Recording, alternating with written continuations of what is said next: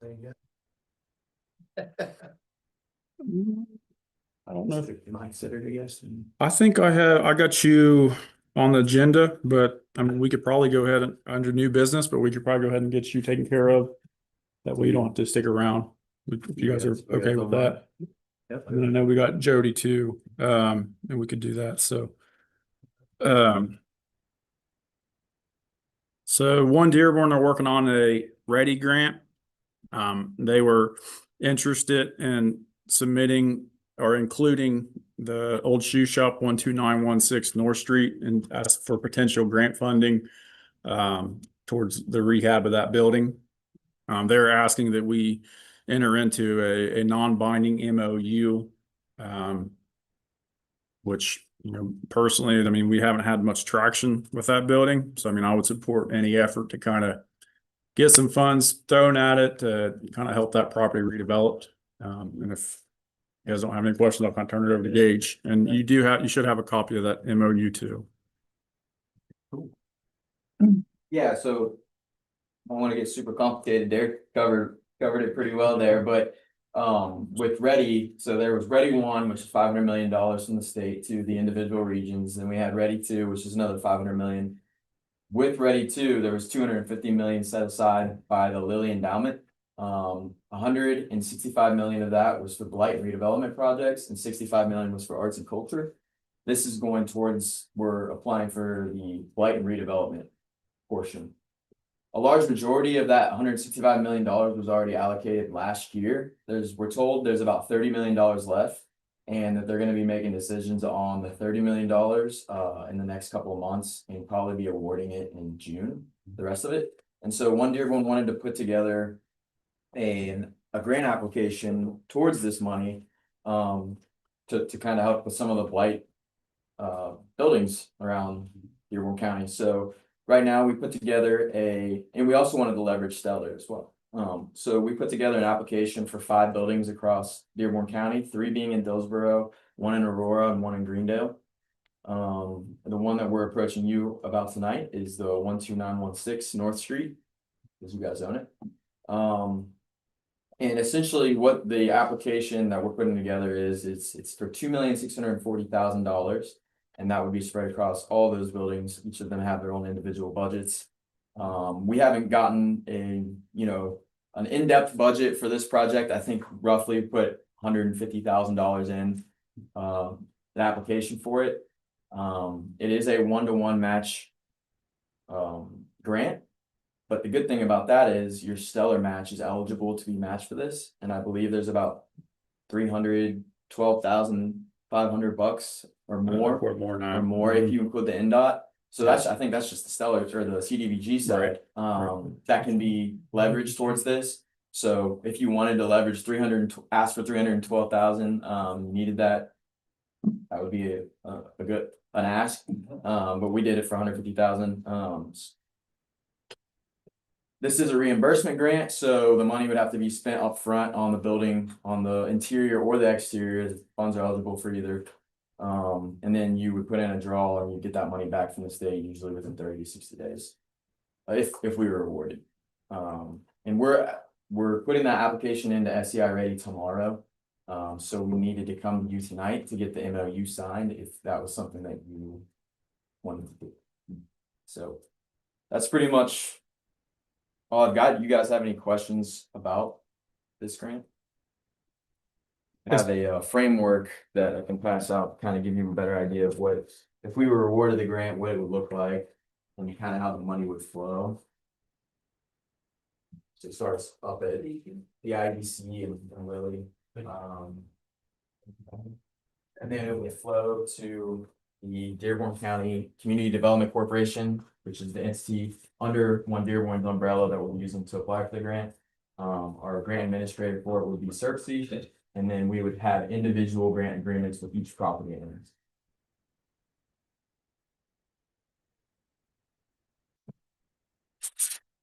Gage, so if I'm right, if we're successful in an application, we would get potentially that budget amount to invest into the building. And then there's no restrictions on, if we decide to sell it at a later point, if we decide to partner, if someone comes on kind of in the process and wants to kind of be an end user of this property? No, I believe within the MOU, it says that the building owner does have to keep ownership while the grants are being put into the building. But whatever happens after the grant application is closed out, or the grant is closed out, is up to the town. Okay. Did they give you a rough timeline when they thought they might announce award? We're being told, June. Yeah. But you never know with the IDC. Right.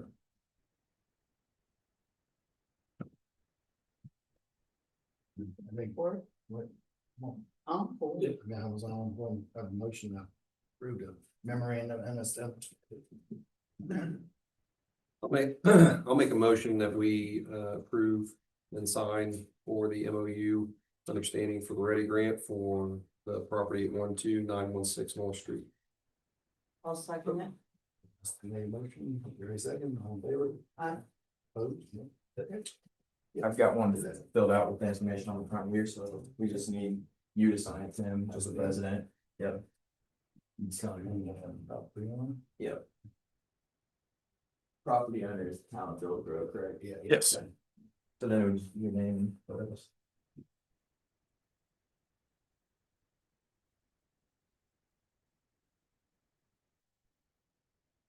If at some point the town were to transfer that to the redevelopment commission, do you think that would create issues or? I mean, we can just hang on to it at the town if we have to, but Yeah. Guess that's something, be something We we can can talk about discuss later, Okay. but, it's within the town's ownership. Right. I don't know. Yeah. I guess we Okay. have to see, but. we'll figure it out. Yeah. Cross it when we get there.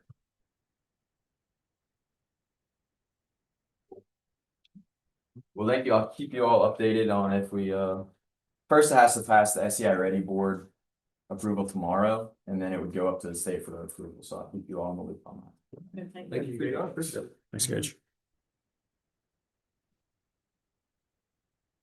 Yeah. Yeah. Yeah. Like, yeah.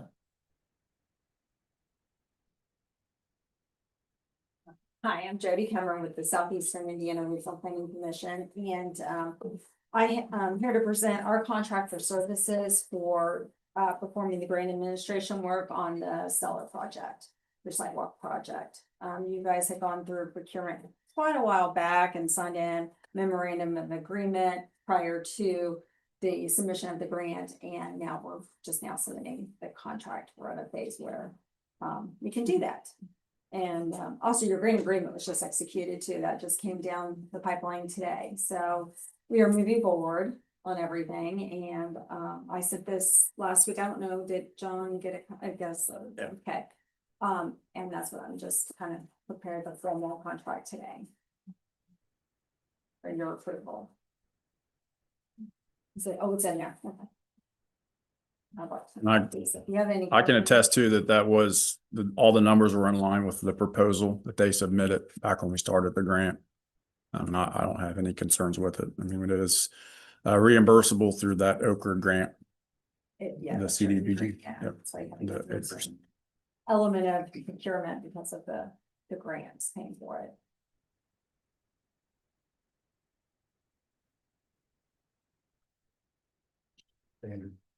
Standard agreement. It's the same one we've had for a long time, so whether or not. Well, we've changed a little bit here and there, I guess, but it's standard for us, but it has all the federal language in it. Some of it actually probably doesn't apply today, but it's probably over coverage, I guess, for some of the rules that are out there, but. That change, and then the very back of it is completely standard, third party contract provisions, which you can specify. Requires that part of it. That's and all your professional contracts that you have, that you enter into with grant funds, you'll see that with engineering and so forth, so. All that kind of together might be a little bit repetitive, but we don't really. The gist of it was in the MOA that basically that we do the grant administration work from beginning to end. Well, it was in our proposal too. So all those facets of grant admin from environmental, assisting on acquisition, the site control, now, just moving ahead with construction, procurement, and financial and reporting, so.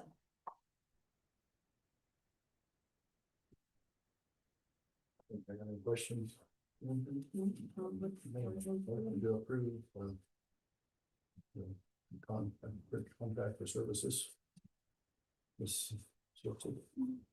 I have a copy here that I can, yeah. So today's the 9th, right? I'll make a motion to approve the contract for service for the surplus. I'll second. I made a motion, and Dustin second, all in favor? Okay.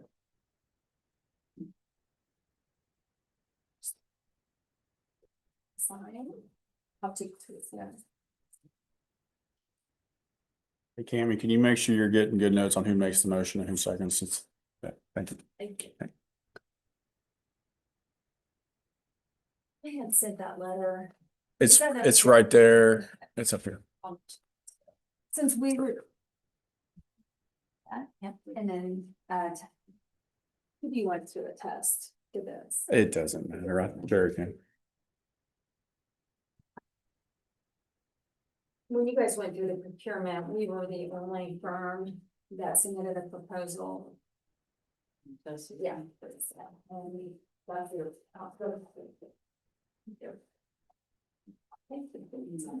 Let's see, it's funny. So when you do that, by doing so, you pick copies. That's all right.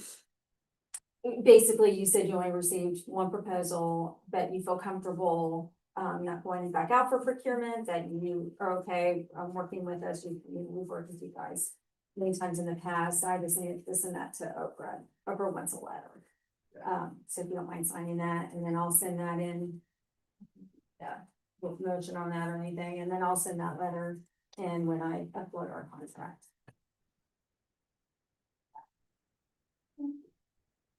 Now, if you had more than one, you would go through a rating. Yeah.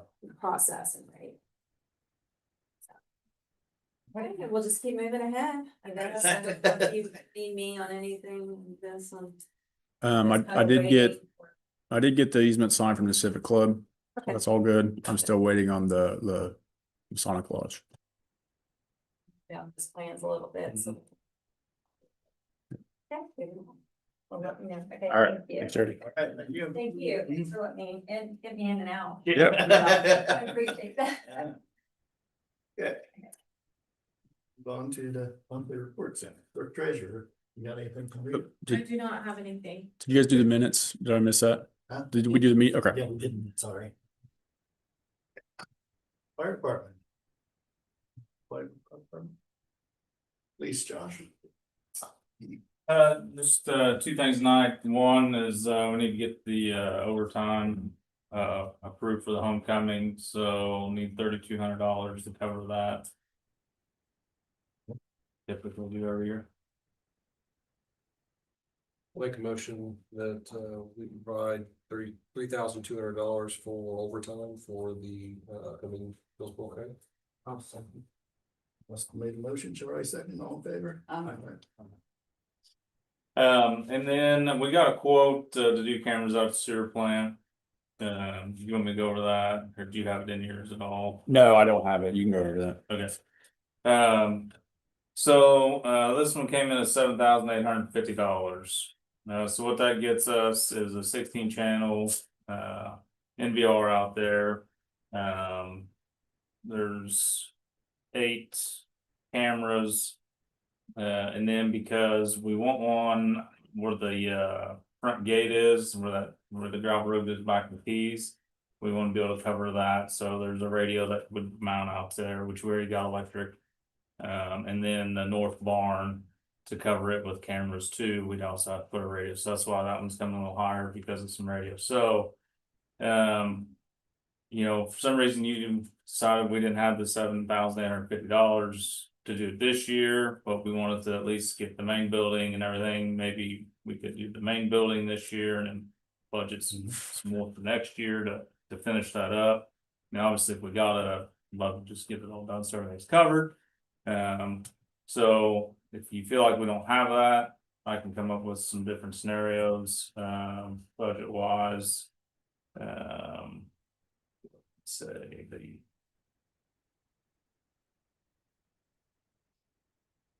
You know. He said we could save $1,400 if we didn't go with the two. Radios and cameras that we needed for that front gate and then that, the back barn. So it just kind of depends where you think we are or what we got. Did he give you a timeline? It would be all right if we waited a month, you think? Just to I have don't a little more think time to go through I it? don't think it would matter, Okay. so.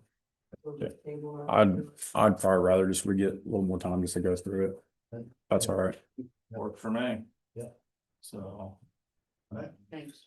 yep. Well, I got my. I see. Brett, not the best one. I bet you must have said something to him at the school there. What's that? Did you say something to him at school or something? Cause I see the traffic hasn't been as bad lately as since I talked to you. So, I did tell them to send out a message to make, 3 lines in the Yeah, afternoon while they're building yeah, up. that's- yeah. Which I tried to do before, Yeah. but so, hopefully they're sticking to that. There was something in Dojo posted. Yeah, Yeah, so, so. well, thanks yeah. for hearing that. Yeah. No problem. Yeah. Yeah.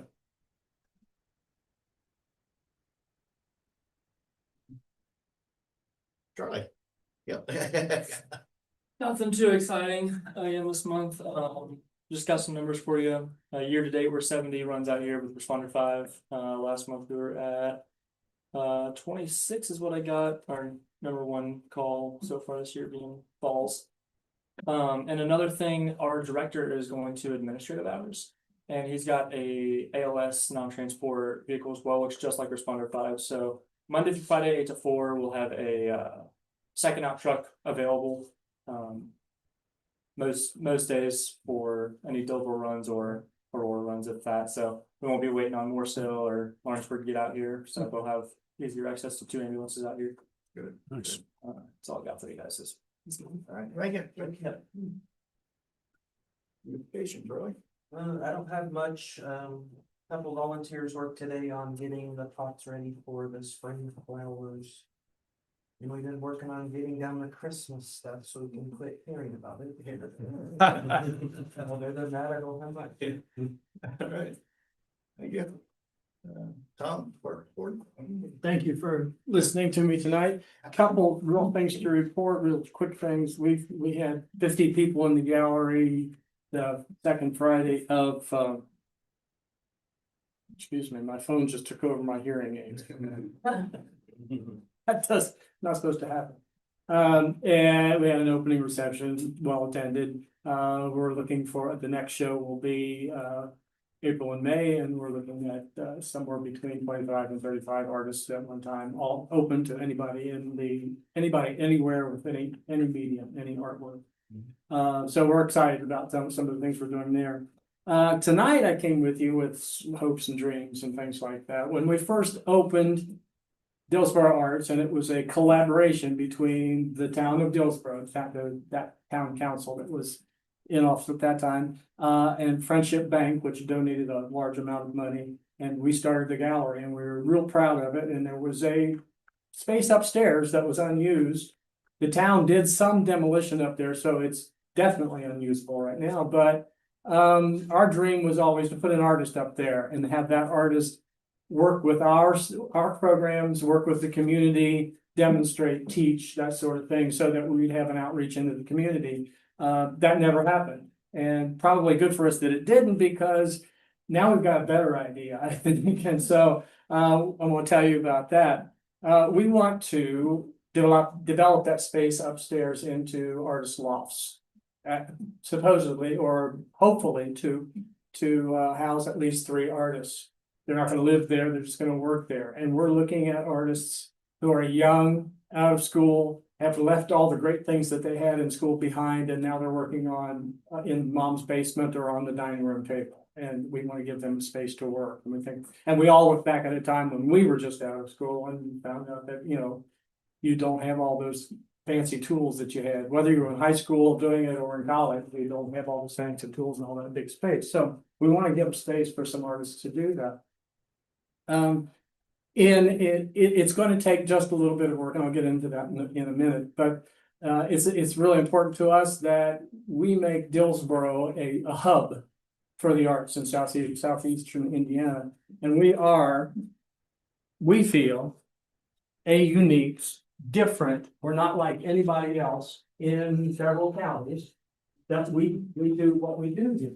And I can get into that more specifically if you have questions, but we're just different. And one of the differences is that we interact with our town board, our town council, and the town council feels that we're worth what having in town. 2 years ago, we got a grant and we were invited to a special, the Creative Convergence Conference, and we walked away with a $10,000 grant because we worked with our town council. We were known as an arts organization that was under the auspices of the town council and had a good working relationship. So that did some remodeling on our first floor, and we now have what we call the creator space, and we use that in between July 24 and late July 25. We did 14 workshops there, open to the public, and we did them for free because we raised the money to make sure that we could pay the artists to do that. One of the things we really like to do is put money in the pockets of artists so they can keep doing what they're doing. Those were very successful. And that's an example of why we feel that we're unique. So what we want to do here is put those artists up there. They can come downstairs and teach a class. We have our Tuesday night activities are going really well, except for one, the third Tuesdays, kind of struggling. And maybe we'll put a drawing class on that Tuesday night. We've been asked to do drawing classes many, many times. The artists can also increase our hours. We'll open maybe on Friday or maybe on Sunday. They can be there to do that. They'll also have their space to work upstairs. We may send them over to the school, or we may have the cool school kids come over and they can lead a tour sometimes. So we've got lots of things that we can do to interact with those artists. So to make this happen, I had Mike up there, Mike Stalin up the other day, and he surprised me. I said, we definitely need new flooring in that kitchen area. I don't know if you've been up there, and I'll be happy to give anybody a tour if you want to look at it. It was ripped up. Parts of the ceiling were ripped down. There's definitely needs some paint, and a wall was knocked out and left like that. At one point, when we did the remodeling downstairs, we did stub in the plumbing for upstairs. So the plumbing is there waiting to happen in the middle of the kitchen and in the bathroom. Mike said he could put some flooring down, some vinyl flooring, the new suspended ceiling. And I told him, we'll do the painting, we'll do the spackling, we'll do any patching and things that we can do with volunteers. And then he's gonna put back the bathroom in working order. And again, the plumbing's been stubbed in there, so all you do is hook up there. Fixtures are kind of old and it's yellow, but we don't have problem with the bathroom being yellow. His bid for that was $89.50, which really surprised me because I thought it was going to come in higher. And Mike has worked with us before, and I've never asked him, but I think sometimes he kind of discounts a little bit because he feels that we have a good mission. 2 months ago, we had this stinky water. I don't know if it's a Dillsboro thing or whatever, but the hot water heater was making our water smelly. And I don't know if you know Dana, but Dana Baskin came up and we looked at it, and he said it would be just as easy to replace the water heater than to put a new anode rod in it and that sort of thing. So we went down to Gilman's, got a water heater, and he put it in. We covered that cost. We're the only ones using hot water, so I didn't feel like we needed to ask you about that. So that's something that we're doing, and we continue to do whatever little improvements and painting things that we can. 2 years ago, Tom Walford and a couple other people, electricians, had put in some time trying to work out the issues with the electrical panels in the basement. The building has 3 meters, and we'd like to condense that down to 1 meter. Mike looked at that, he decided to do that, just give me a couple days or something like that, and he bid $1,000 to do that. We'll take us down to 1 meter and put everything back together with that. That's in addition to the $89.50. We talked about HVAC. The HVAC unit is with a heat pump, I guess it's called. They're on the units are on the roof. It has mini splits throughout the building. It works 11 months out of the year. Now, January was not a good time for our HVAC. Those 2 or 3 weeks we had really cold weather, it struggled. I'd like to look at that and see if there's a way that we could do some kind of auxiliary or additional, not necessarily, I don't, Mike thinks the same thing, but maybe we could put in the furnace or something that would be cheaper. I don't know, long range, what it would cost to run something, and short range, how much it would cost to put it in. We're still mulling that over, but I want to make sure that, I mentioned that, especially if we get people upstairs working. So that takes us to what I need from you, money, of course. But Gage talked about the READY grants. The money that the Lilly Foundation set aside, 65 million of that was to arts and culture. I've attended about 5 different sessions in the southeastern Indiana region, which includes 6 counties, I believe. With that, it's called the READY Arts and Culture Initiative. And that money will be coming available really soon. The deadline for that is April 15th. We've been working together, our people getting some plans together, and we're at a point now where we can start talking about it. I'd like to get together with Mike Perlenberg and engage and talk about how that fits into the READY philosophy. You know what I mean? What they're talking, and it has a lot to do with economic development, has a lot to do with community development and that sort. So I would need their input on that. But anyway, what we're hoping is, and these numbers are really rough, but that $89.50 and the $1,000 for the flexible is in there. What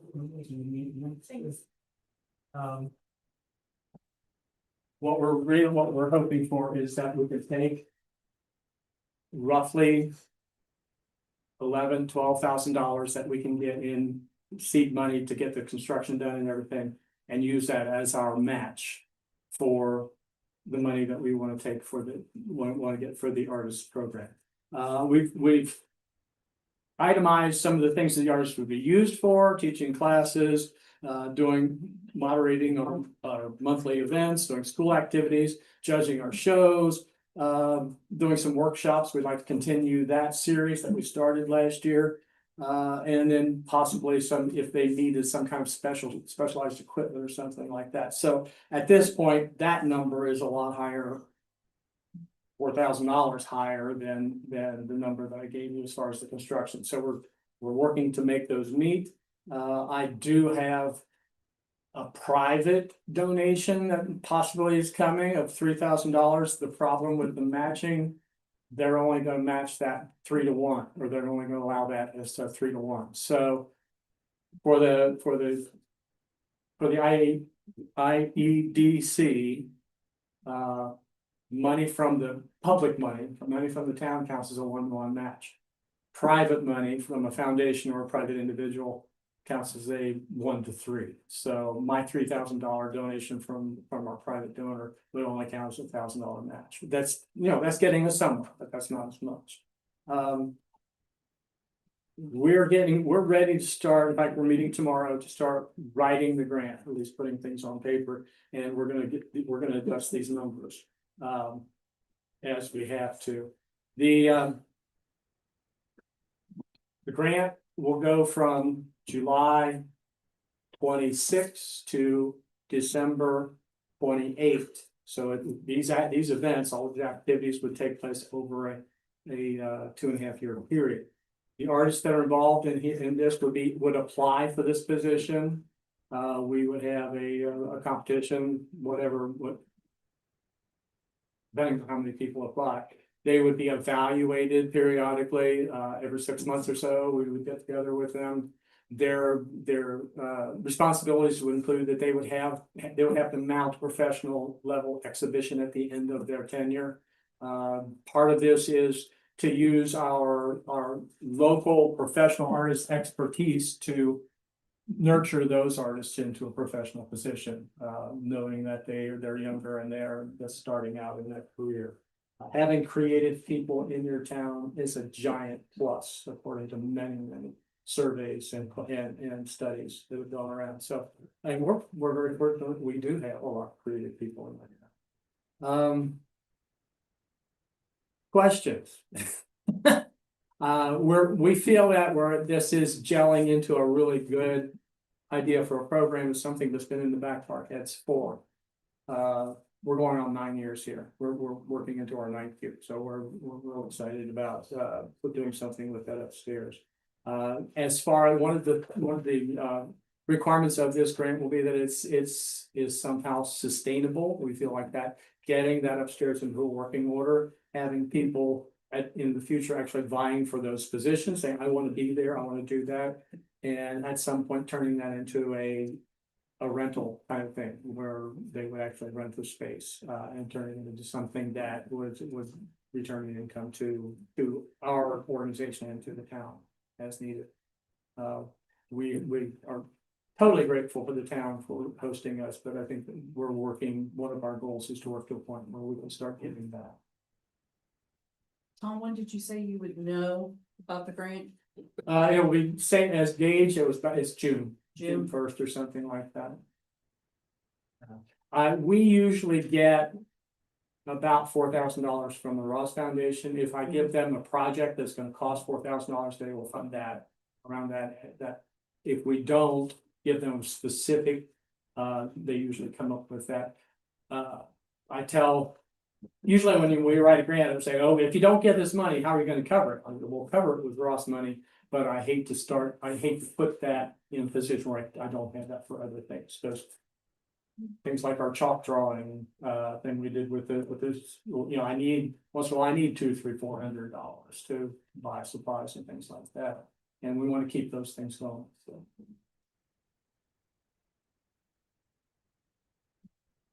We're in the process. Tomorrow I will be sending out a survey to all of the 6 counties and the SEI ready, all the artists that we have on our mailing lists, all the arts organizations in the area, and to see if they would, do they know somebody, or how do you feel about that? Do you work on your artwork at home, and do you have to clear the dining room table to do it, or how would you feel about a space of your own that you could go to? I know it worked for me when I got out of the basement and actually had a space to go to, and taking too much of your time. And side story, my wife has always worked as an artist, and she will never claim it, but she does fabric work. And we built a new studio about 3 years ago when we both retired. That's kind of our gift to ourselves. And she's out there every day. And it's just because you have a place to go to and you can leave everything behind. In any business, where you have working on your car or whatever else, when you can get out there and just leave the rest of the world behind and get into that thing you really love to do. Other questions? So what you're doing is just asking for a match to the grant. So it'd be contingent upon getting the grant. Yes. Now, what we would like to do, we would ask for that money even if we didn't get the grant, because we would just go ahead with that program as we could. If we had the facility finished, we would go ahead and figure out a way to make that program work. Again, we've got a little money here and there, and we do make a little bit of money, but we feel like that part of that goal of making Dillsboro the arts hub of southeastern Indiana is to make things happen in the spaces that we have. I'm excited that the shoe shop they're trying to do something with that, because I'd love to see somebody move into that and do something, a gift shop or some kind of working craftsman space or something like that. So excited to see the bank going under that kind of stuff, right? That's especially since they're young people too that are doing that. What do you think, Derek? What's the ask for? $11,850. I mean, I've talked with Tom about it a little bit, you know, I think my goal would be, like you suggested, financial sustainability at some point. You know, Yeah. if this is something that might help them get there. You know, I think that could be something worth considering. I know it'd be nice to kind of update our agreement with the Dillsboro Arts because that's expired. And I mean, this might be an opportunity to do that, you know, hey, we'll agree to this in exchange for kind of expecting or maybe asking a little bit more from arts and kind of helping pay some of the bills. That said, as far as the funding sources, I mean, they're currently kind of funded through our town properties fund, which is basically that lease agreement we have with the Linover Street property, and we have a small lease, agricultural lease for that field in front of the sewer plant. You know, hopefully we're able to dispose of that and sell that property sooner than later. So that would be a big chunk of change that would go to the redevelopment commission. You know, in my mind, the redevelopment commission's better for economic development, property type stuff because they have more flexibility than a town council. So, you know, in my head, I think it'd be good for that property to, you know, transfer to the redevelopment commission and have them work with the Dillsboro Arts and do that sort of thing. But there's options. I mean, I think it's up to you guys. I think there is, you know, potentially some risk, especially when that lease agreement's gone. It's, you know, we're underwater with our revenue and expenses, and that's not a good thing either. But right now, that's been able to kind of keep everything. When is that lease agreement? Well, I think it was a 3 or a 5 year lease. So, I mean, it's got like another year on it. They've been asking to get out of it for a year and a half, you know. Unfortunately, we've not been able to sell that property, and they've still, you know, they've not challenged the agreement, so they've continued to pay that monthly fee. But I think it's another year roughly. Hopefully we can sell it before then.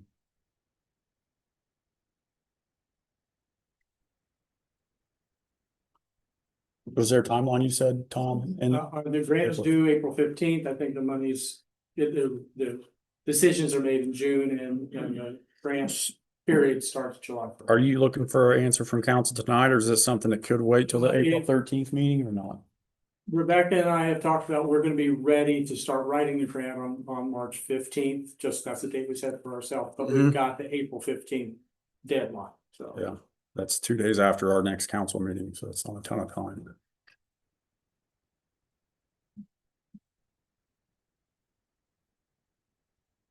All of this money going.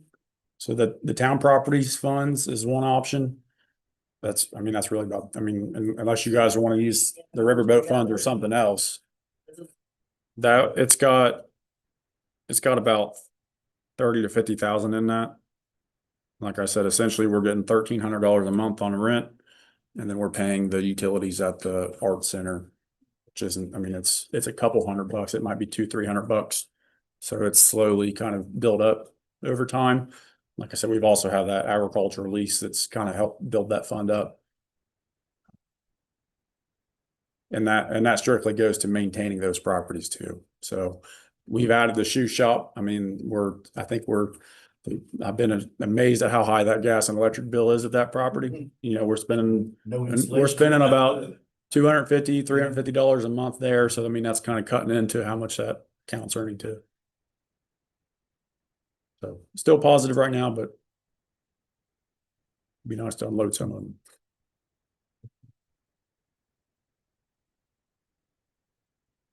I think, were you guys able to find that in the fund report? Yeah, it's.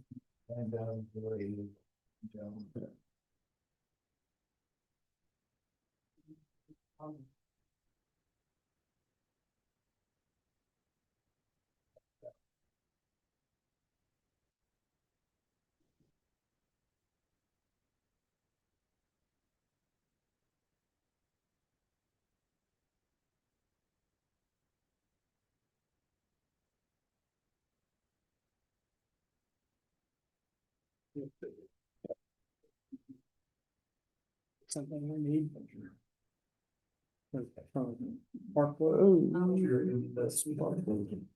That just sitting up there? Yes. Yeah. It's brought up on the table and someone probably just said it. Oh, it was because I signed. Okay, yeah, I think I got that. Yeah.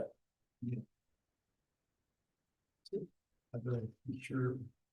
You know, you get a grant, and then it's, you know. Was there a lease amount for that, did you say, or was it just a grant of space to them for now? The artist For the program? Yeah, well, in exchange for their services, their volunteer. So Tom, with this, if you guys go ahead and apply for that grant and you win it, you get it, Mhm. and then would we be in discussion to where we could talk again? Okay, you need the money up front. I need before the you match. apply the grant. I need the You need match. the match. Is that a financial commitment letter, do you know, or are they more? Yeah. That's what.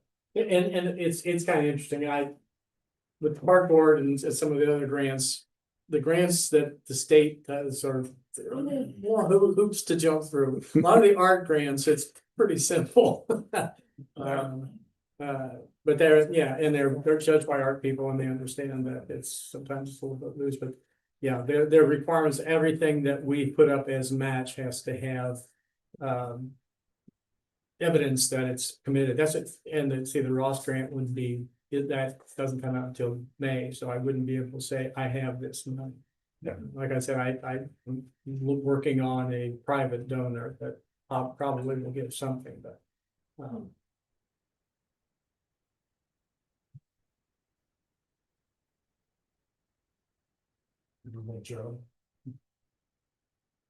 It'd be really tough for us to do that. Yeah, Wow. yeah. There's too much going on. Yeah, I don't wanna. Yeah, appreciate all the stuff George does, but I don't think we got the funding right now. Don't put your into that. That's the. Wow, we just.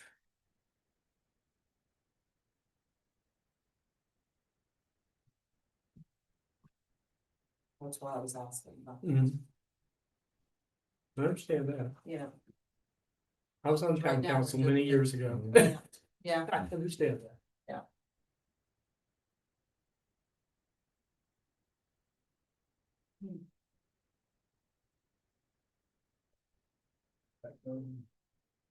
Yeah, we're gonna have to, Yeah. Well, I think we're just gonna have to turn that down now. Okay. Thank you for the Yep. consideration. Yep. Yep. Oh, Yep.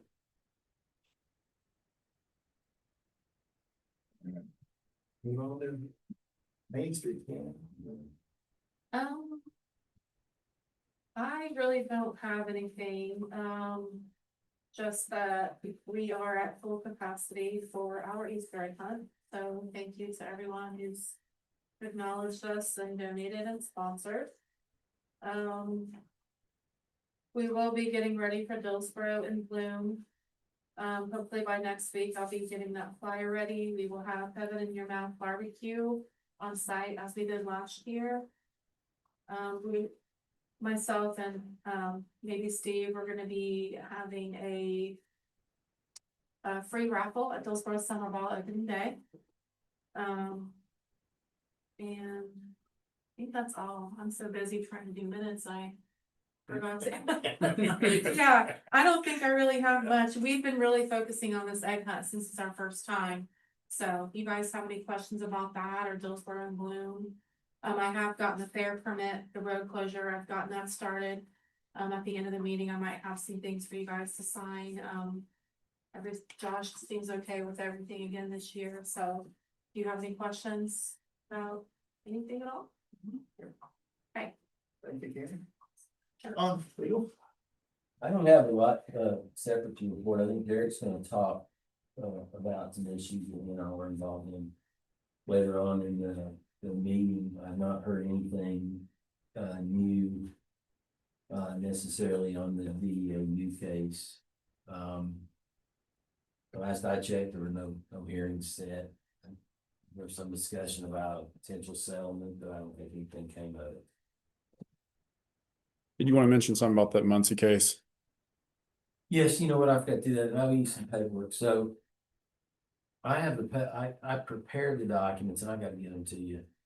To, make our judgment of lien against the property and also to certify it to the auditor. The process for certifying it to the auditor, once the notice is given, there's a 21-day period for a response from them, then go in front of the circuit court, and after that, it's, baked in. So it could potentially go on the tax sale next time. Depending on what happens. My understanding, nothing really been done. No. Not better, so that could happen, and then of course, the part of it to take the lien would be just in case something else happened, we have one in place. The only thing I'd say about it is, to the extent that you want to do it, I mean, I know Derek mentioned to me about there's some mowing that's gonna have to start here pretty soon, probably, and then I guess the fence remains a problem, just over and over again. And we can take action to move those things under the unsafe building and other issues. And also potentially either create another lien or add that to them you already have in place.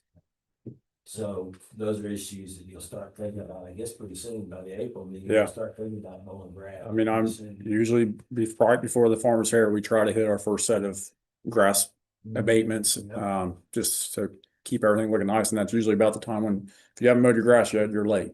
And we had a pretty substantial lien on that property last year. They did pay it. I've tried to talk to them about using that money instead and taking care of the property themselves, but they don't seem interested in doing that. I'd like to take it to the next step and actually remove the fence, remove some of those bushes that are just out of control, remove the trash. Just clean the whole property, clean the whole property up and sort. And, Yeah. and it would be a lot easier for us to mow it too. Yeah. Those huge rocks right Yeah. behind that fence. Yeah. Jerry knows all about it. And it's like, is there even a house there? I know. So. Yeah, So we're planning on hitting them harder this year. And I think that's the best deal, is just to go ahead and get it all cleaned up ourselves. Yeah. Literally gets. I get that favor. I agree. Derek, I agree. But I'll give it to you. It's been long enough. yeah. I agree. Did you have anything else, John? I might jump ahead in my report because I believe we have Nick Pierce. He's with Clark Dietz on the call. It might be a little challenging just because of kind of our audio situation we're having right now, but I'll kind of maybe serve as the middle person. So I'm going to jump first into that North Street streetscaping visioning study. If you remember, Clark Dietz put this together. And I know there was a question brought up at the last meeting about that intersection with Wood, Bank, and North Street, and maybe trying to look at the alignment. My understanding is, there's potentially some concerns with the federal funds that are kind of allocated to this project. It's more for transportation alternative improvements and not so much like roadway alignment improvements. Nick, can you hear me okay? Yep, I'm here. Yeah, thanks, Derek. I mean, you gave a definitely good high level introduction to that. Is there anything that you want to add, or council? I don't know if you guys want to start or maybe just give a quick overview of kind of your understanding of the funds and what they can be used for, and if that is in case the problem. Yeah, so yeah, Derek, I don't know if I can do a screen share. I know they've got the plans up right now. Yeah, they're pulling it up right now. Yeah, so kind of the background with the funding source from the federal aid perspective, like what Derek was mentioning, was back. I mean, this is before Clark Dietz was awarded for the PE part of the contract, but back when the project was originally awarded those federal funds, NDOT had awarded it as, they call it transportation alternative funding, which is just TA for short. And that typically is geared towards pedestrian facility improvements, safety improvements, whether it's for crosswalks, more dedicated, thorough walkways. Strictly, they call them off-roadway improvements. And that goes back to what Derek was mentioning with alignments. And normally NDOT does not want the funds to go towards a project that's deemed a TA, funded project.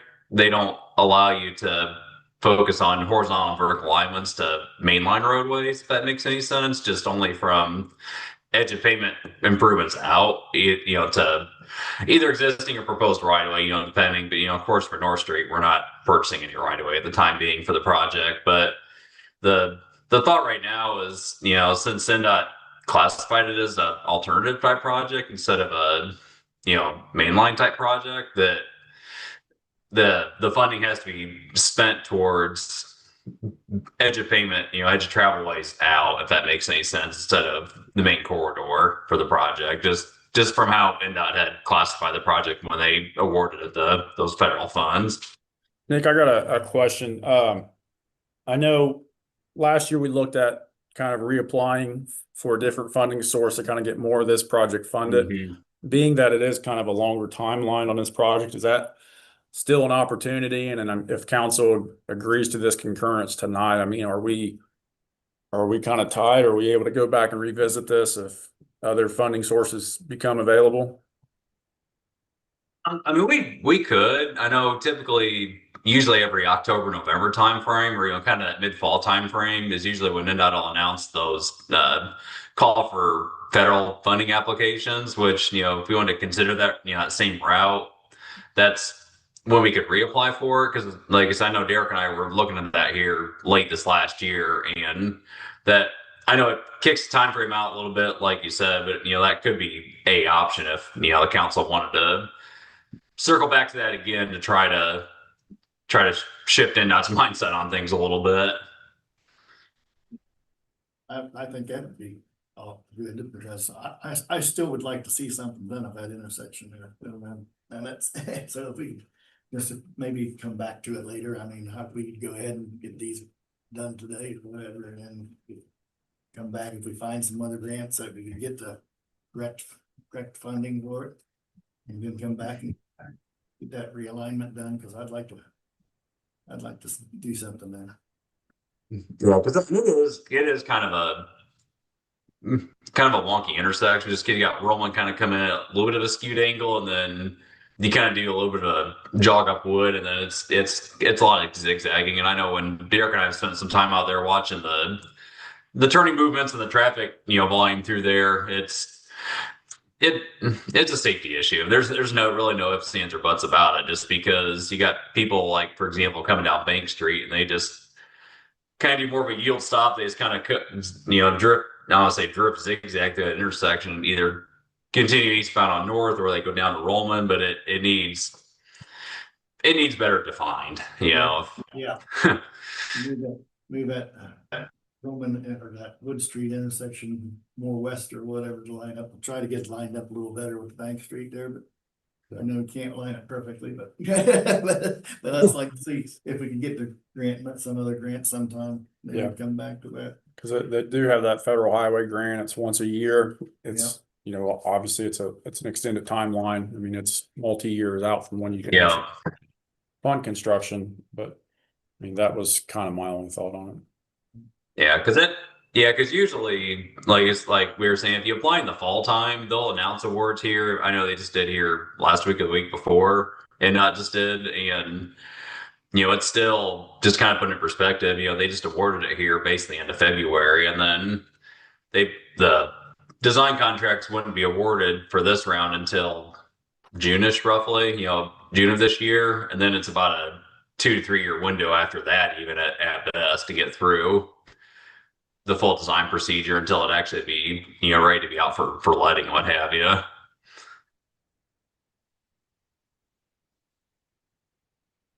And it makes it a little bit trickier too, just because the fact that North Street's in and out of roadway, so that kind of just throws a nice wrench into it also.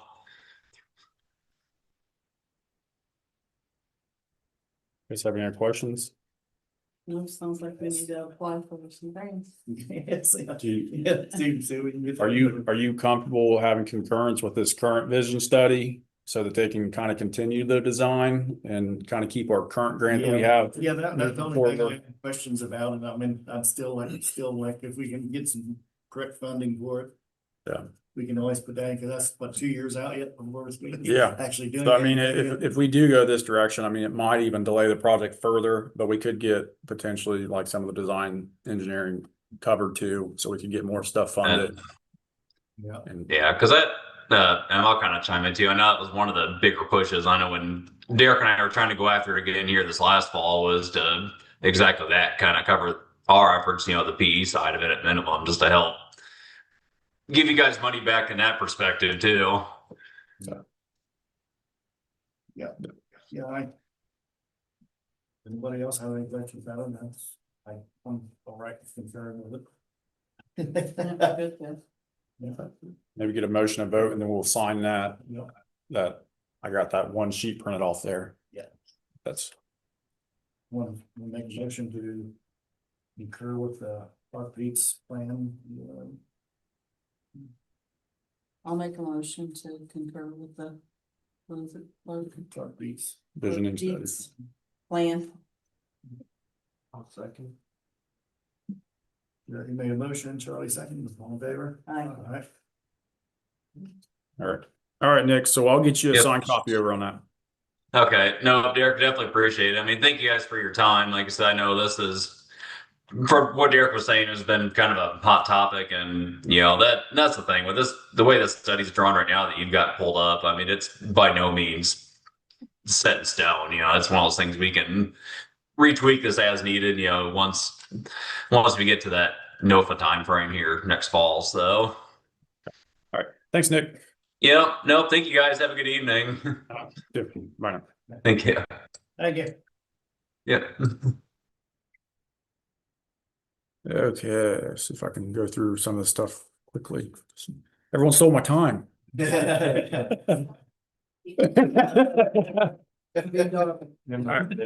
I won't read this all to you, but I'll just highlight some stuff. Our water consumption was up for the month of February. I got some kind of stats in there.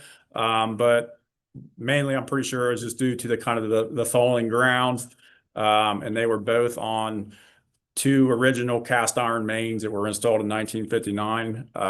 They generally looked in decent shape when we dug up, but I mean, they're obviously aging, wearing, and they're breaking. So, not too surprising there, but you can see kind of a drive our consumption up. And I've got some, kind of photos of those repairs just as a reference for you. Oh, and I skipped over the Patches hold up okay, in your experience? Yeah, these kind of stainless steel clamps, they're extremely expensive. I mean, from like $400 to $1,000. But I've never seen an issue with one, of course. I don't know that I've been around long enough to do that, but I don't know where my sewer utility. I have some other stuff, must be hidden behind something. Crap. Oh well.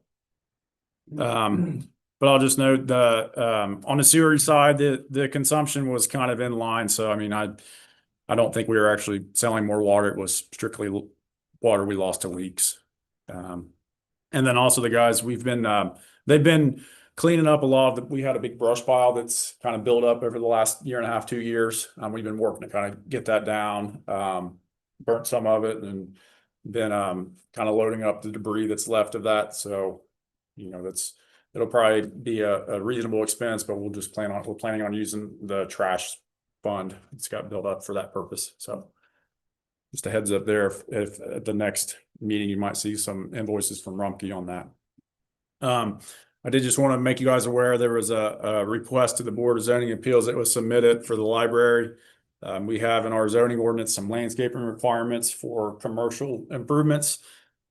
This was all permitted a year and a half ago, and I guess now as they're getting kind of wrapping up toward the end, they're asking for an exception to some of those landscaping. So that'll be at a BZA meeting on March 25th. Just in case you hear about that or have questions, just let me know. The Dillsboro Heritage Legacy organization was working with Signorama. They've got some new signage installed up at the mineral well pump. So if you hear about that or see that, just know that that did happen, this past week. There's a little green sign up there, just kind of indicating where that's at. So that's kind of my brief overview on operations, and if there's no questions on any of that, I'll jump into old business. Okay, so we've talked about the North Street visioning study. We've also talked about Serpsey's request letter. So I'll go to the Stellar Sidewalk project for the project signage. One Dearborn, I think I've mentioned this to you all in the past, but they've offered up to supply a project informational sign just to kind of help promote the sidewalk project. We're getting closer to that construction, potentially as early as this summer. So if you guys want to be involved with kind of that design, by all means, let me know. We'll probably have some renderings. I'd say possibly as early as next meeting. If you have thoughts on where to put it, let me know. We talked about putting it down North Street close to 262, but since we removed that segment, I don't know that makes the most sense. My other thought was maybe the green space or out in Town Hall here out front. So if you guys have thoughts on where we might put a signage, if we even want to put it up. Asking back toward the library or something now, right on Linover Street there or something too. Yeah. It's for North Street. It's for the sidewalk project, so that'll be Western Row, Linover Street. There's a small section on Main Street. There's a small section on Central Avenue. And a section on Spengler. Okay, your parking lot. And Ruhlman. Just by. Yeah, that too. That might be about it. Central. So just be thinking about it, because we'll probably be asking as we kind of move along and get closer to some of that. But don't need any official action tonight. So then moving back on to our community crossing road project, that's with Guyon Street, Western Main Street. So I mentioned this to you all previously before. We ran into a design issue as we were constructing the Guyon Street. And we were able to kind of work through it, myself with the contractors, and come up with a solution that was going to save us a lot of money rather than ripping out some storm sewer that was installed. We did have to tweak the plans. But I think, and with the time being November, December, it's important to get that road sealed up. So we kind of made a decision. Maybe we jumped ahead a little bit. But I do think it was in the best interest of the town. We were able to salvage a lot more of Guyon Street than what the plans originally called for. But Road did incur some additional expenses from their surveyor and kind of help staking and laying everything out. I've provided a chart here that includes the information they submitted with their most recent pay application. So I have the description, what was originally bid, and what was actually submitted on the work that was completed. So you can see, like, the pavement removal, it was bid at $17,500, and they've only used just under $1,700. And I'm not expecting any more pavement removal. Same with excavation. I mean, we're kind of done with all the below grade stuff, with exception to Main Street, and this is strictly for Guyon Street. So I did just have kind of an outline of some, a lot of this like subgrade treatment. I mean, that's physically digging the road out and building it up from the base. I mean, we saved, cut that expense in half. There were some things that, like the sub base, that cost a little extra. And then here I got that construction engineering. So again, that's basically them paying a surveyor, having a surveyor on staff to kind of do that extra time. So they originally bid that at $1,500. They now are asking for that change order of $8,200. But with that included, we're still $70,000 in the good on this project. So I do think it's something that, I would approve that change order. They did do the work. They kind of did it, out of an honest conversation with myself. But I would kind of, they also submitted a pay application. They've not submitted all the kind of weight tickets that I've requested. So I would still kind of hold off on that. But would, like I said, recommend approving that change order for them.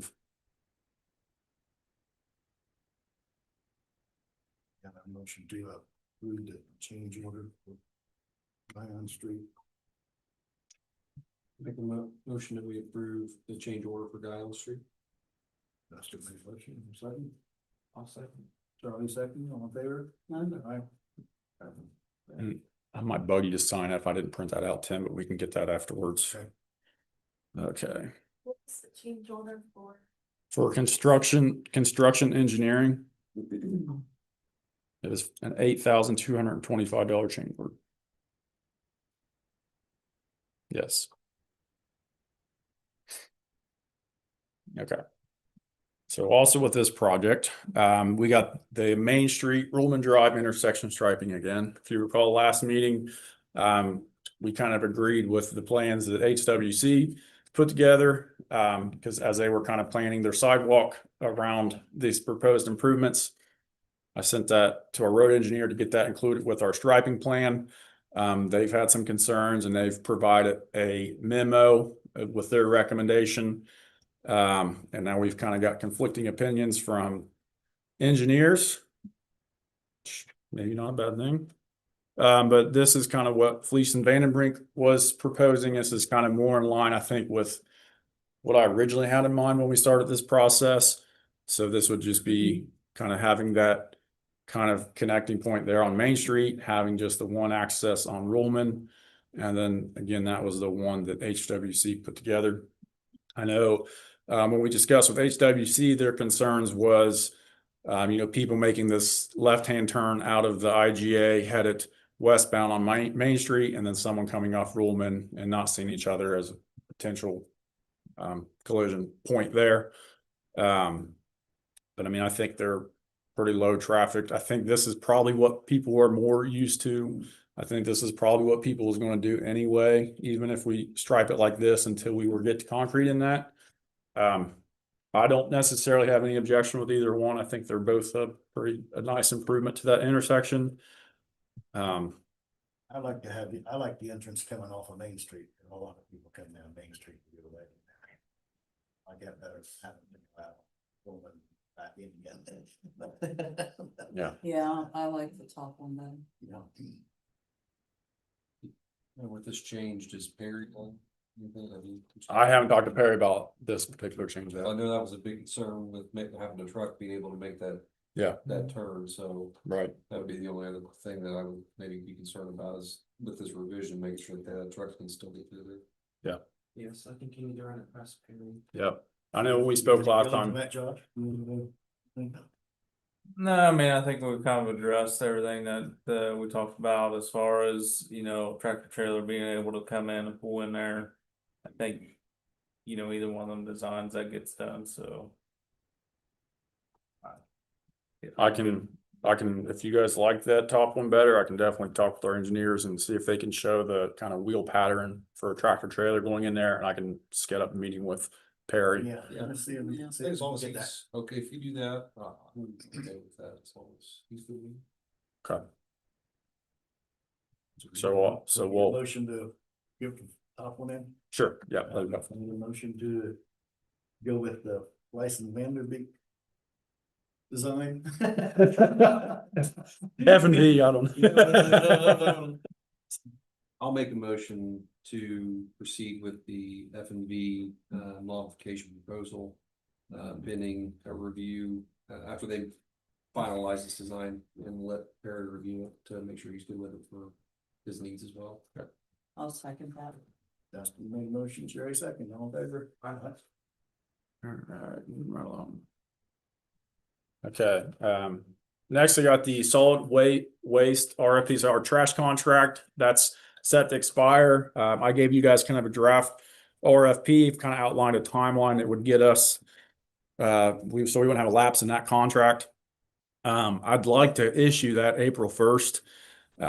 If you guys go through and have any questions, let me know. But there's two things that I did just want to point out and maybe have a short conversation on. We currently don't have anything for business accounts. I believe they could do like dumpster, like they could include business accounts and we could build that through the town potentially. We as a town might be able to negotiate better rates with Rumpke than say an individual business might be able to. But often once we go down that, you're at a point where you're kind of requiring businesses to sign up for that. But then we may not be able to provide the same level of flexibility that the individual businesses might want. So I just wanted to kind of throw that out there, see if you guys are interested in looking at that option, or if we'd rather just kind of keep the businesses out of it, let them kind of do their own thing. And I would say we could get the information about it. And then go from there, because like we use Best Way and we get picked up 2 or 3 times a week. yeah, And I know a lot of the businesses use Best Way because they're cheaper. right. And we would, I mean, I would certainly invite them to bid. We could put this as an alternate bid that, you know, and we might just need to figure out what we're asking them to bid. Maybe it's a dumpster, like you said, 2 days a week. And we could have that as an option to consider at that time. So I'll add that. So it's not something we're committed to, but we're at least asking them to give us a price on. Maybe we can help our business out just a little bit. And then the other one that I'd like to consider was actually contracting for the heavy trash pickup separately from actually having our town employees perform this. I did see where Batesville provides this. They have in their contract with Rumpke, where as part of their, you know, contract, they'll actually provide the heavy trash pickup.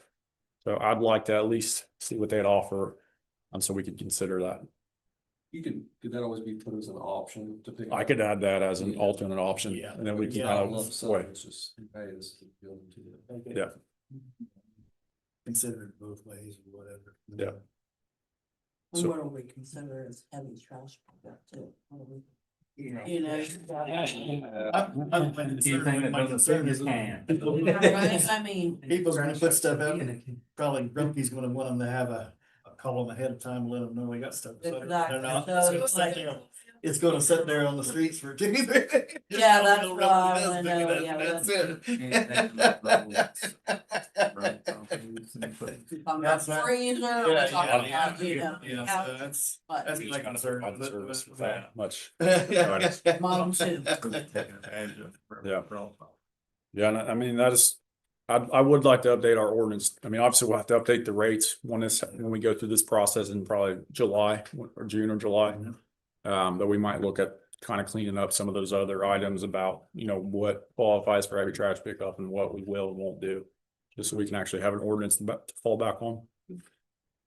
Okay, so if you guys, like I said, if you happen to go through there, have some questions, let me know. I'll try to get that done probably a week ahead of April 1st. I'll send it to you guys. And then if you guys have something you want to add, I mean, we can still do it. We can even change it afterwards, but I would like to get it out there so providers have a chance to ask questions and give us pricing.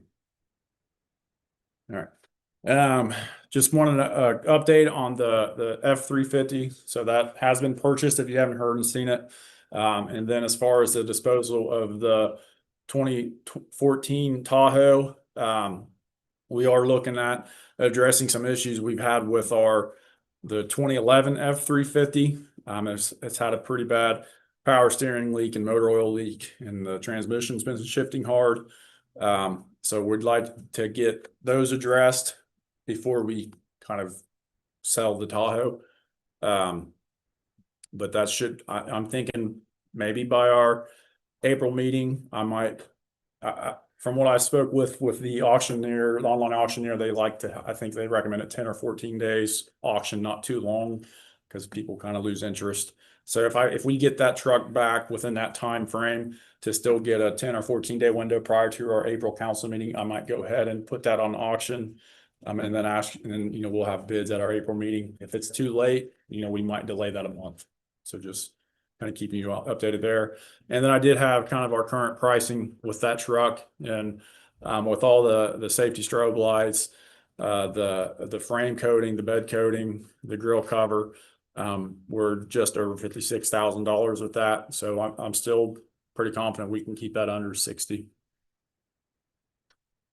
No questions there. The homecoming fair and NDOT road closure permit. Cammy actually reminded me, last year we established that indemnity and support agreement with the Civic Club, which is nice because we actually have it in writing what we're providing, and kind of spells out those insurance requirements. And I think, Cammy, you said you have talked to Tim Heitmeyer about that agreement. Yes, he signed that this morning. Okay. So we do have a signed copy. All I did was just update the dates from last year with the current 2026 dates. Do you have that, Cammy Butchon? So I would just ask that we approve that agreement and sign that and have that official. And we can go over it in more detail if you guys would like, but it's essentially granting them use of the property in exchange that,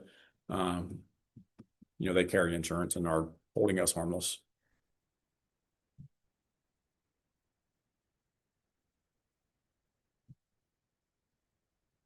That included where the beer garden is gonna be and everything, right? Did that, yes. I think it did include, did not. Do they have a copy of this? I don't think, I think I forgot to make a copy. You can make a few copies? I didn't see that. Is that it? That's right here. Those are your copies? Oh, Okay. Yeah, so they're supposed to provide us a copy of their liquor license or whatever the event license is called for the serving. We got the time period for the event. The properties that they're basically permitted to use. We agree to assist with the NDOT permit, arrange for dumpsters to be placed. We always have setting up the unused water meter services for water. Providing barricades and other miscellaneous items available on hand for use during the event setup. And then kind of ask them to kind of help monitor any vendors from dumping stuff down on storm or sanitary sewers that shouldn't be dumped. No, I don't see much in there about the beer garden though. It's got back, it's got the Bank Street parking gallery lot there, as well as. Okay. Yeah, that's what. Yeah, the property's identified. That was included in here. That's the one about the council agreed. Sign that one. I think just another thing they're asking that's different is the parade route, which I think we can pencil that in, so you're okay with us doing that. Oh, you mean just putting that map together? Yeah. Small. Huh? Are they making it bigger or small? No, so like, since I've been doing this for the past 5 years, they like to know the detour route, what roads are closed. For our NDOT permit. Yeah, Oh, okay. yeah, So just updating that drawing for NDOT. yeah. We can pencil that in, Yeah. there's somebody new every year that wants stuff with me. Yeah.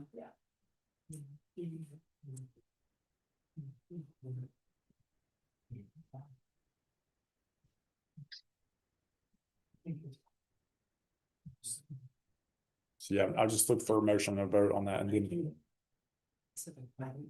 He's on Civic. John? Yep. Is there an issue with board members serving on the Civic Club and being able to vote on that indemnity agreement? How do we what do we do about that? I don't think it was an issue last year, but I mean, yeah, I mean, I think, how many do we have? Well, I'm not on the board though, so I you're a volunteer member. yeah. We've always had people that helped out and worked with, but that was always some.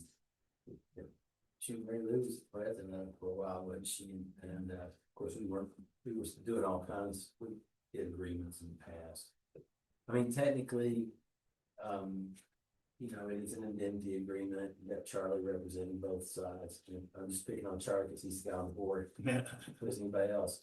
I mean, my preference would be, that that's the case that, that you recuse. That way no one can ask any questions. I don't think it's a problem, Jerry. And I don't know what the participation is like when I first came here. I mean, everybody on the board was helping out. Right. On the civic club. So that'd be my preference. I mean, I don't hope for it to be a big problem, but if you want to make it a problem.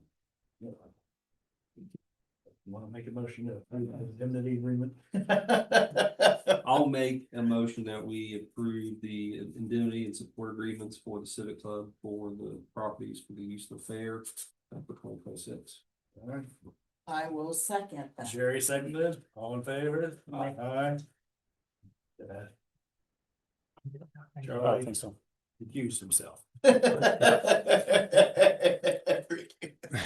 And then also as part of that process, we've agreed to do the road closure permit. So we just need to vote. I think we might have did this, but we actually have the form prepared now where we need 2 council members to sign that indemnity agreement with NDOT saying that we basically won't sue them for damages. I'll make a motion that we, have the indemnity agreement with NDOT for the road closure permit. I'll second that. Make a motion, Jared, second, all in favor? Opposed? This is the student members down board, and so that's what you're saying.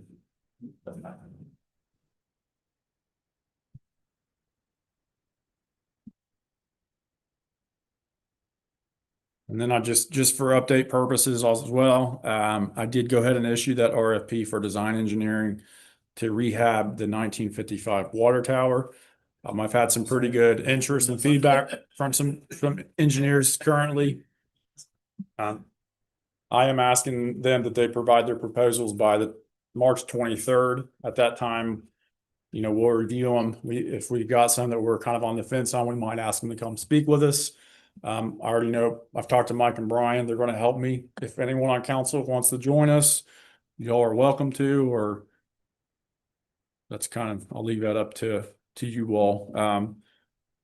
But my plan is we review them by the 23rd. We'd have kind of our committee employees recommend someone and potentially have a contract at our April meeting to consider, or at least kind of keep the conversation going on that tank rehab. Can you send me that, if you get a package, send me that information, I'll review it. Okay. I got some experience with that. Yep.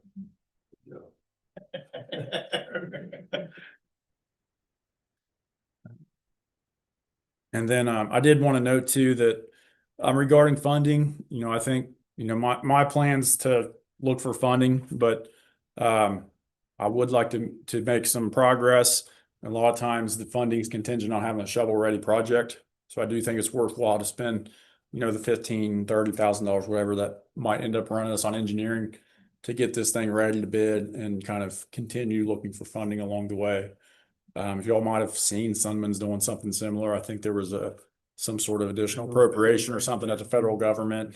So I'm looking into that as well. But like I said, I do think it's important that we kind of keep this project moving, get our specs ready to go on that. And worst case, as a last resort, I think I would recommend the interfund loan between the riverboat. But again, we can kind of cross that bridge if or when we get there.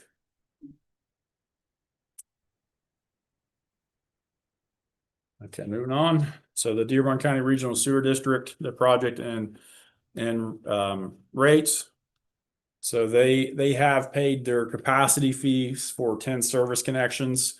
So when we did our cost of service study a year and a half ago, they essentially took what the town invested to build the plant, divided it by the capacity, and said for one house, it costs $2,434.90 in capacity. So they purchased 10 of those. We did get a check for $24,000 in change.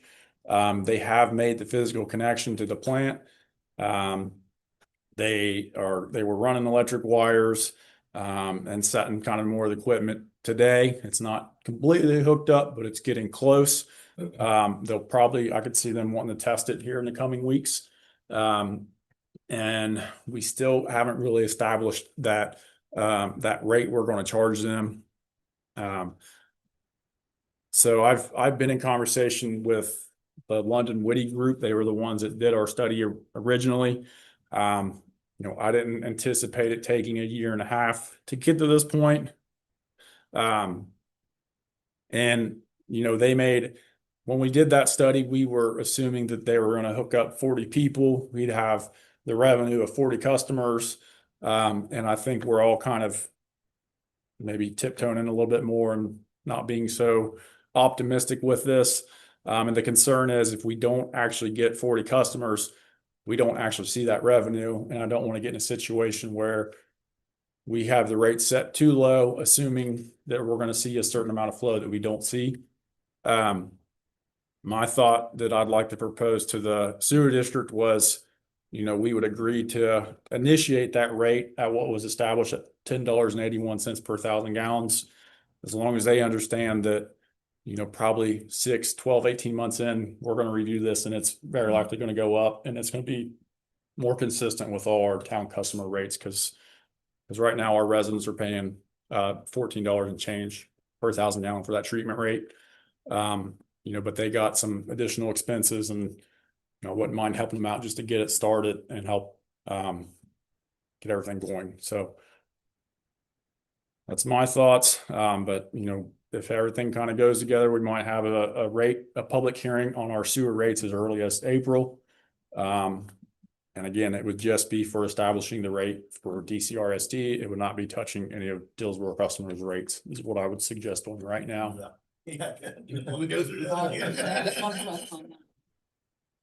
Still gonna hear it when I see the advertising for it. So so if you guys have questions or, but so we might, if everything comes together after I meet with them, probably potentially this week, we might get stuff scheduled for that hearing. Okay. All right, there's no questions on that. Moving on to new business. Let's see, we hit the one Dearborn MOU, the CD. So our $500,000 CD is set to mature here, and I didn't get the actual date. Rita was able to reach out to Friendship Bank. They quoted us for a 6-month and an 8-month CD. The 6-month had a slightly higher rate at 3.61%. The 8-month at 3.51%. This is slightly down from the rates we received last year on that 12-month CD. And I think she told me about why they didn't do the 12 months, but I assume the rates were just quite a bit lower. And I did just want to make a note that our 25 annual financial report that you all should have a copy of. We have a little over $1.7 million in that riverboat fund with that $500,000 investment. I would anticipate us receiving another $475,000 in revenue in that fund, but we are planning to spend a little bit more than usual this year because of some of our stellar projects. So we budgeted $650,000. So if everything goes as planned at the end of this year, we'd still be sitting on 1.52 million, which most of that, in my opinion, could be invested into a CD, particularly if we were doing a 6-month. And then even if we do that interfund loan, I wouldn't expect us actually needing that money until, maybe September. I mean, by the time we get our project spec'd, we put bids, we go through that process, notifications, and we actually get someone here doing work and sending us an invoice. I mean, it's every bit of 6 months before we would have to see, need that funds. So that's my kind of thoughts. If we want to do the 6 months, I mean, I would definitely go up from 500,000 because that money's just sitting there and it's, we're not getting very much interest on that checking. I'll make a motion to, I think we should go with the 6-month. Go up to 1 million. Two 500. I think we should do 2 years of 500,000. Really motion to go with just 6 months with two $500,000 CDs. I'll second that. Justin made a second, in favor? Aye. So are we fine just getting one CD at $1 million, right? Are you? I think she's had two $500,000. So that way, if we do have to break one, we can break one about that. Oh, okay. Okay. Yeah, I got you. So I got you. I got you. That makes good sense. Yeah. Okay. Two $500,000. All right. So I'll get with Rita, and I don't know if there's anything else we need from you all. I think once we get it referenced in the minutes, that I think we should be good. Okay. I got a request for a sewer extension out west on US 50 at 13591 US 50. My kind of starter is I don't recommend extending sewer without annexation because that's kind of really the last carrot that we have for annexation. The property owner verbally said he doesn't have a problem with that. This is Gertis's property, just with the old car sitting out front. To me too.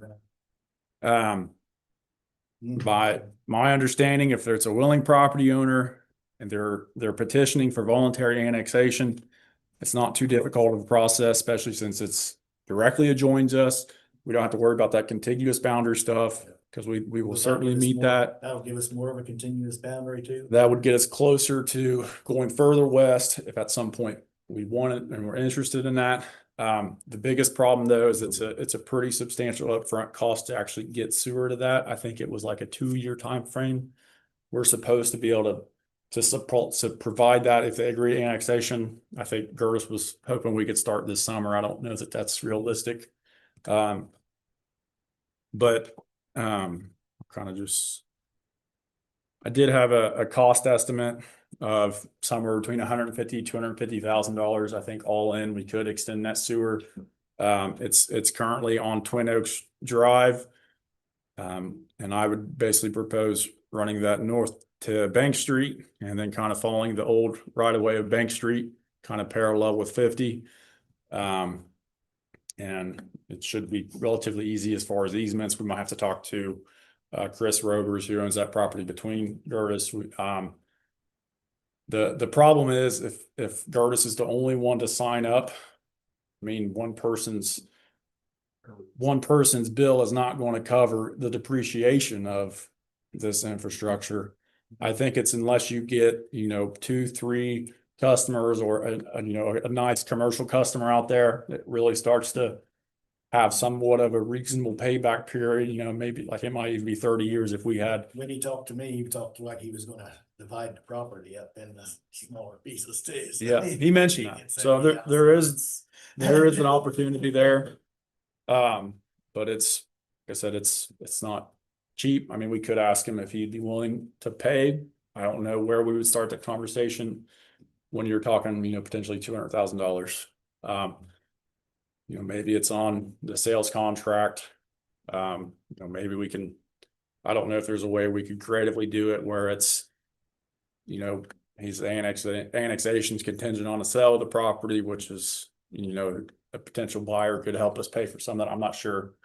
But I definitely wanted to start the conversation, see your all's thoughts were on it. Significant cost for one person, in my opinion. Yep. Yeah. I think it would be good in the long term, but like I said, right now, it's just one. So I don't have any problem with just discussing it, let's see if we can work something out or whatever and get back then, but.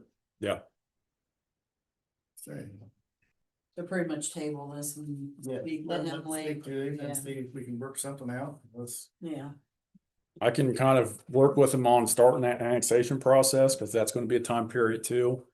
And then that way, kind of the clocks are running together, and we can. So I'll plan on doing that then, and then we're not really committing ourselves, but we are kind of moving. We can always pull out of it. So with that phase 2 that's coming in with the houses, has he sold all of those houses there? He's got one that I'm not even sure if he's got that one on the market yet. He was kind of wrapping up some things. So there's one he still has. He did just get permits for another one. So with that sewer and water that's connected in there, where's that? That it doesn't go that direction. It goes down towards Spangler. I don't know if we can. Yeah, no, our closest one to here is at Twin Oaks. That's where kind of our system stops. If you can kind of tell, this is Bank Street, that's Twin Oaks. Yeah. So all that goes south towards Spangler to that big lift station before it gets pumped up to our sewer plant. It doesn't look like it'd be too complex of a sewer. I mean, it looks like we have like the land naturally kind of flows this direction. Okay. So it could be. I was just thinking if they sold more homes there. Yeah. That price. Yeah. Yeah, our sewer utility's not doing too bad right now. I mean, it's doing good financially. All right. And then I believe this is last. I didn't get this on the agenda. This was kind of a late one. Steve Williams, the owner of Side Street Stations, requested permission for 2 separate things.